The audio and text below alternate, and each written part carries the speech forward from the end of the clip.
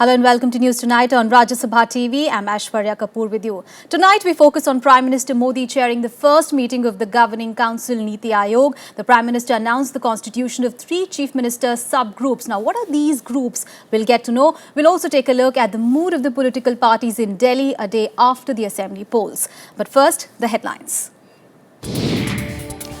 Prime Minister Narendra Modi chairs meeting of Niti Aayog Council. 3 Chief Minister subgroups formed to advise centre on various subjects.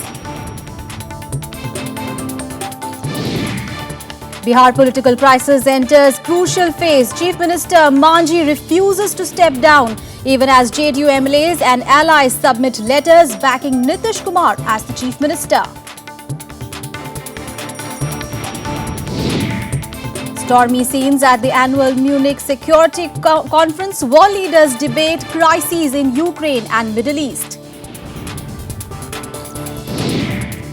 And in the first warm-up match ahead of the World Cup, India lose to Australia by 106 runs.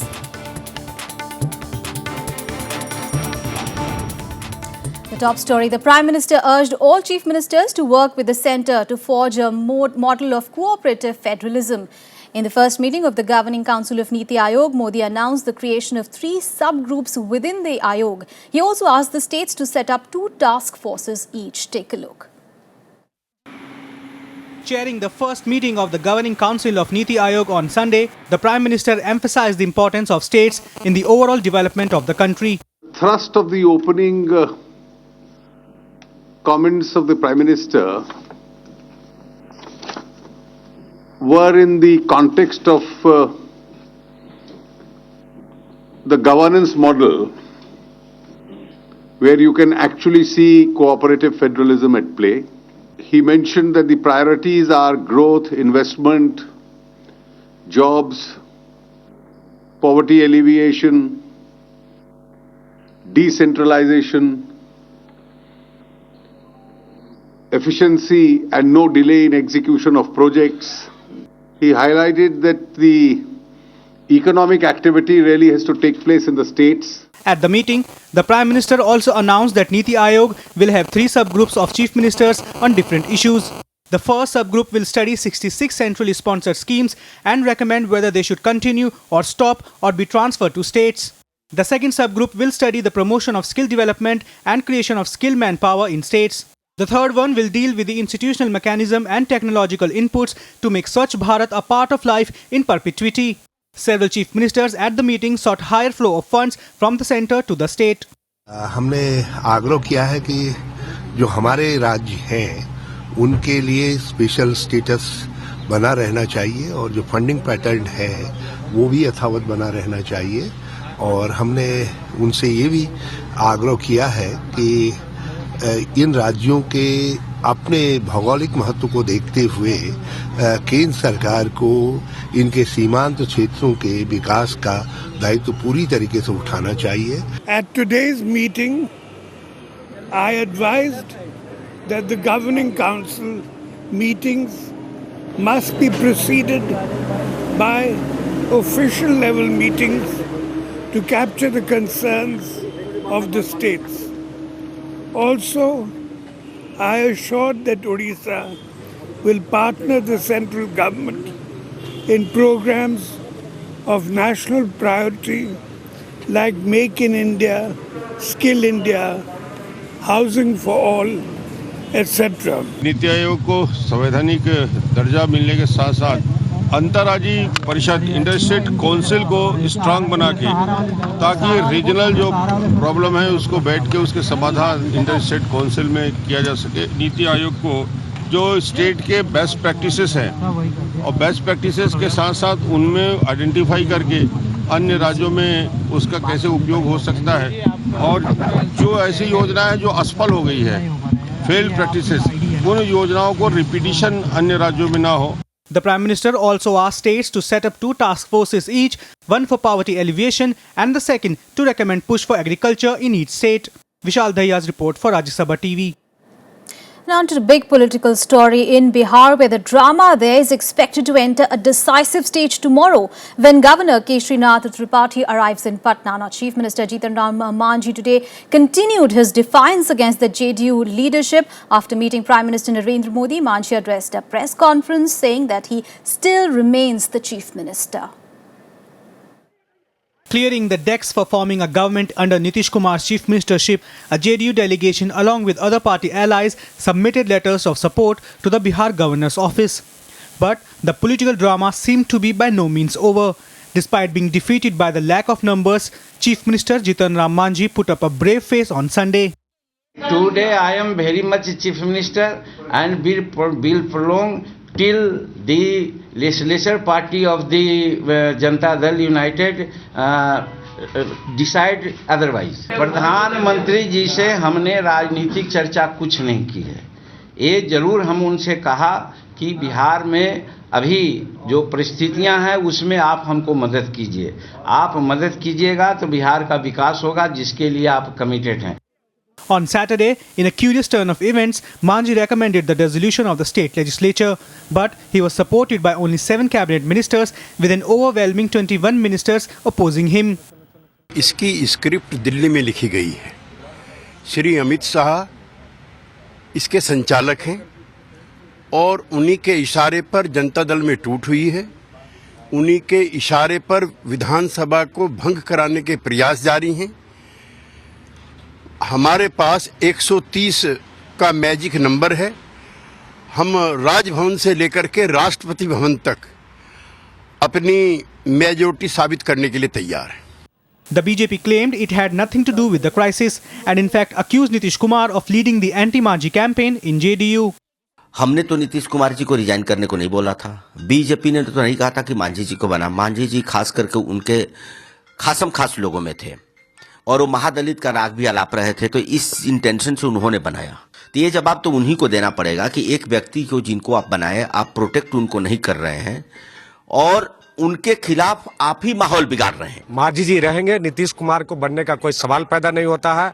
हम लोग बहुत सारे MLA से contact में हैं, RJD के भी 1 दर्जन एमएलए कांटेक्ट में हैं, जेडीयू के भी जो हम लोग तो हैं विक्षुब्ध खेमा, हम लोग तो 24-25 आदमी पहले से हैं। नीतीश खेमे के भी कई लोगों से हम लोग संपर्क बनाए हुए हैं, कांटेक्ट में हैं और निश्चित रूप से मांझी जी रहेंगे या चुनाव होगा या जीतनराम मांझी मुख्यमंत्री रहेंगे। In the end, Manjhi seemed to have precipitated the situation by kept his party on tenterhooks. The last straw for the JDU was when he even praised Prime Minister Narendra Modi. The BJP was keen to exploit the crisis but has been wary of propping up Manjhi, whose tenure has criticized even by its own state unit. Also, the Mahadalit leader just did not command the numbers within his own party, which gave Nitish Kumar the advantage. Bureau Report, Rajya Sabha TV. And news from the national capital. Well, just a day after Delhi went to the polls, the parties and candidates involved seem to be in no mood to relax. Now, both the BJP and the Aam Aadmi Party held meetings to take stock of the situation today. While the mood seems to be one of introspection in the BJP camp, our chief Arvind Kejriwal has asked his party members to just chill and relax. As Delhi keenly awaits the assembly election result, the man who is the centre of attention right now, Aam Aadmi Party chief Arvind Kejriwal, has asked his partymen to chill. In a tweet, he said, and I quote, "Volunteers, you did an amazing job. Relax for 2 days, spend time with your family, sleep, watch movies, meditate, chill. God bless you."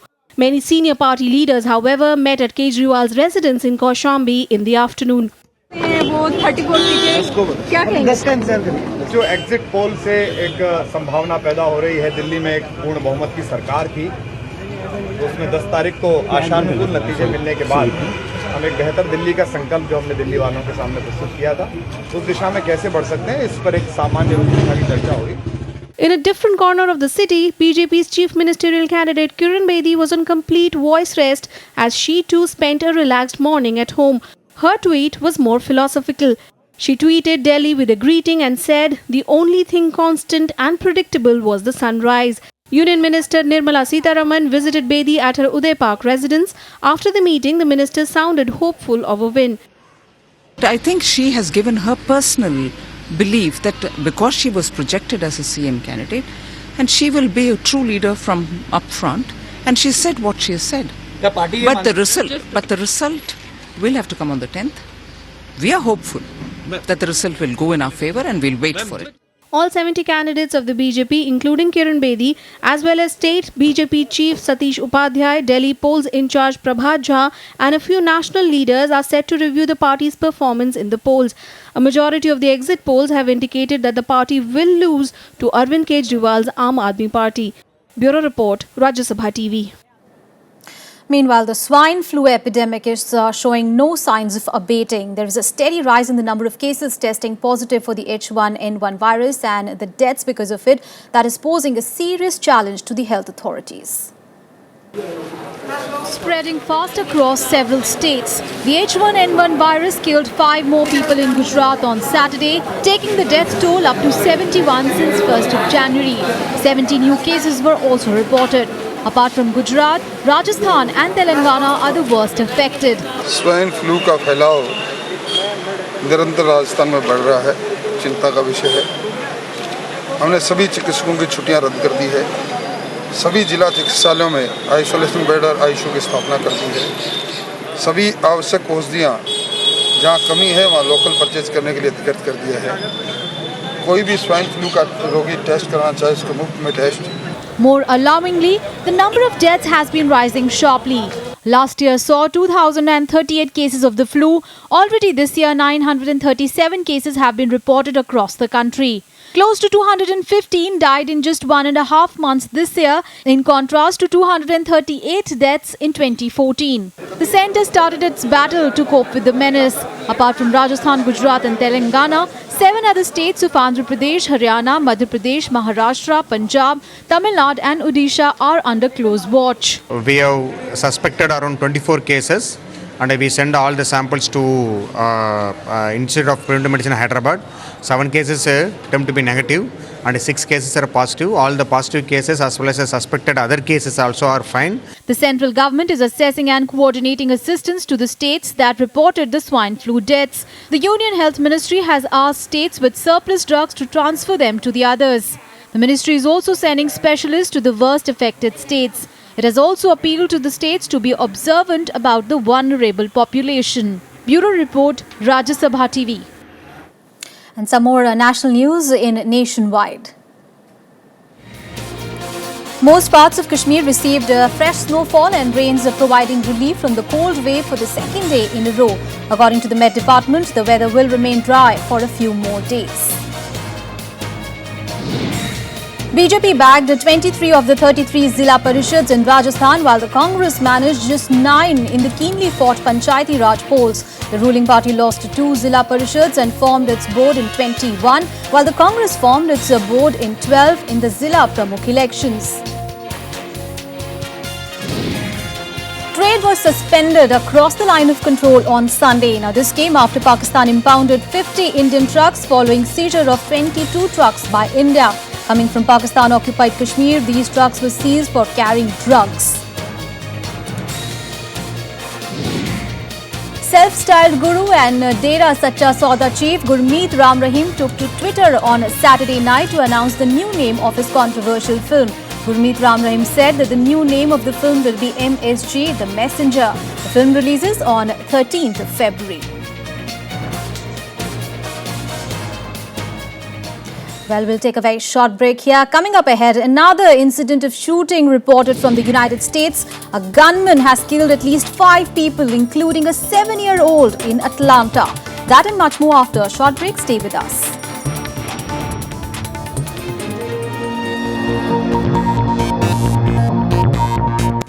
Welcome back. On to some international news now. And world leaders flocked in Munich at the annual Munich Security Conference. The conference that started on Friday witnessed stormy sessions on key challenges in the international security policy. The ongoing Ukrainian crisis along with the Middle East topped the agenda. At the 51st Munich Security Conference, the focus was on the crisis in Ukraine. German Chancellor Angela Merkel reiterated the crisis should be solved diplomatically and not with weapons. Even amidst divided opinions, US Secretary of State John Kerry denied any US-EU disagreement on how to solve the conflict. Wir wollen Sicherheit in Europa gemeinsam mit Russland gestalten, nicht gegen Russland. Das gilt für die europäische und die transatlantische Sicherheitsordnung. Das gilt auch für die Bewältigung gemeinsamer internationaler Herausforderungen. Let me assure everybody, there is no division, there is no split. I keep hearing people trying to create one. We are united, we are working closely together. We all agree that this challenge will not end through military force.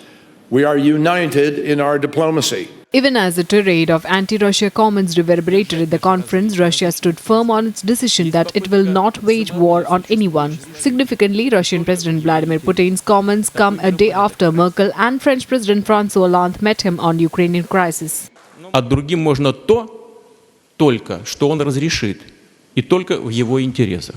Такой миропорядок Россию никогда не устроит. Если кому-то это нравится, кто-то хочет жить в условиях полуоккупации, мы этого делать не будем. The Middle East crisis was another area of concern, with Iraqi Prime Minister Haider al-Abadi demanding more support to tackle Islamic State. Depends on the readiness of the Iraqi security forces. We need armament, we need munition, we need the acceleration of training. I've seen a lot of that forthcoming. There is a huge change now in terms of the support given to us by international coalition to Iraq. Iran nuclear talks also became a point of contention at the conference. Iranian Foreign Minister Javad Zarif said another extension to the deadline to reach an agreement on Iran's nuclear program is not welcome. I do not believe another extension is in the interest of anybody, as I did not believe this extension was either necessary or useful. But at the same time, it is important that restrictions that have been imposed on the Iranian people be lifted. Even as the closed-door discussions continued, Ukraine's military reported continued shelling on Saturday, but the mudslinging continues between the government and rebels over the crisis. Bureau Report, Rajya Sabha TV. And shocking story from the US, where a gunman killed at least 5 people, including a 7-year-old, on Saturday at a home in Atlanta in the United States. 2 people were reportedly injured. Police officials said that the gunman shot 6 people before he killed himself. The names of the suspect or the victims have not been released yet. Investigations are on, and the investigators are trying to find out if the gunman and the victims were related in any way.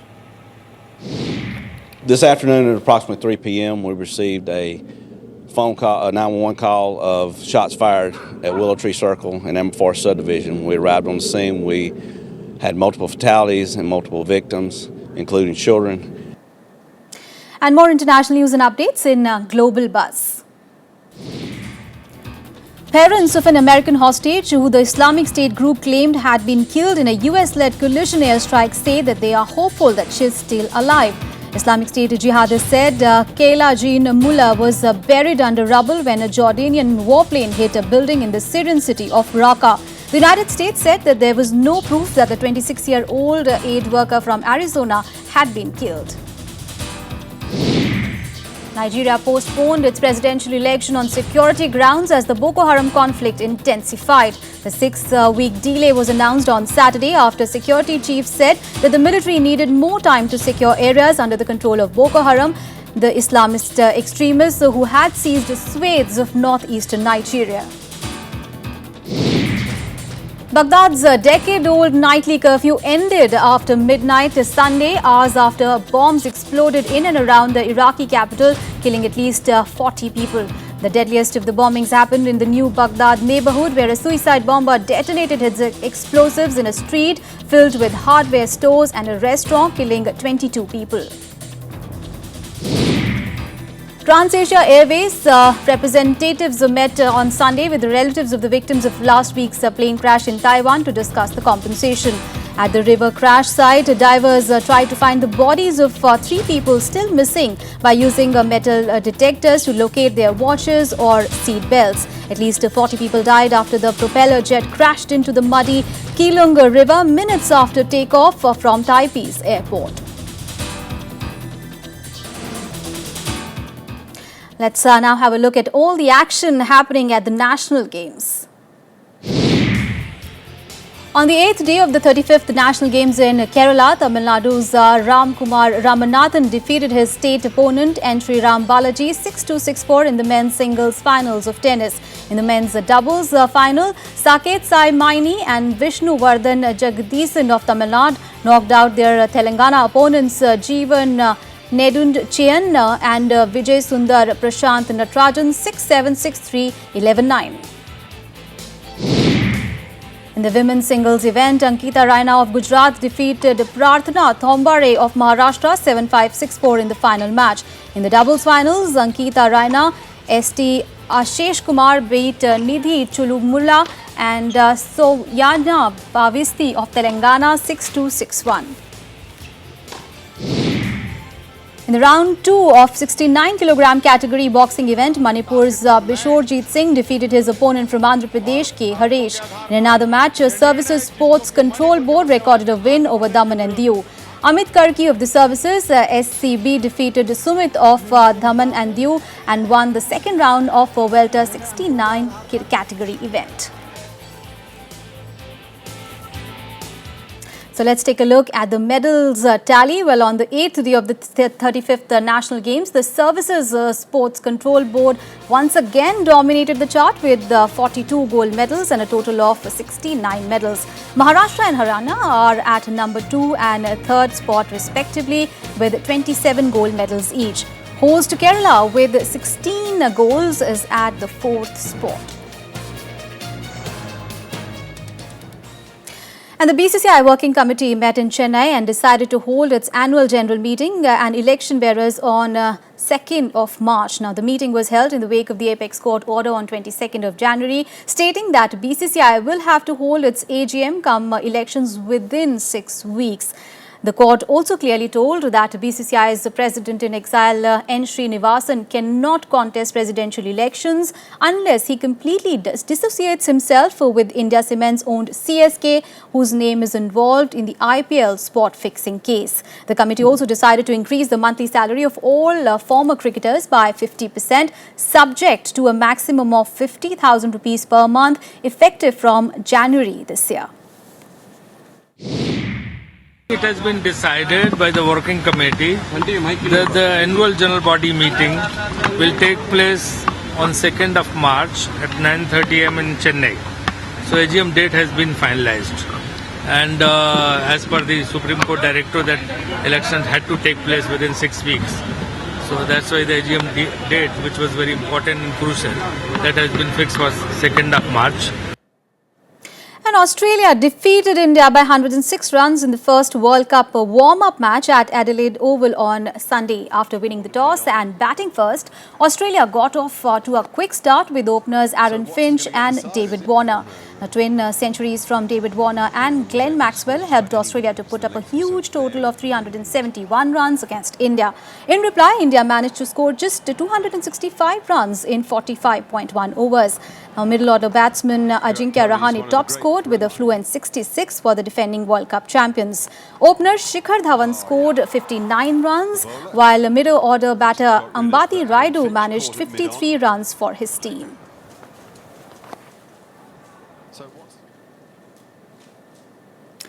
Well, that's all in this edition of News Tonight. But before we go, well, Singapore's Lion Dance team emerged as the winner of the 8th International Lion Dance Competition. So take a look at this fun dance performance as we take your leave. Good night.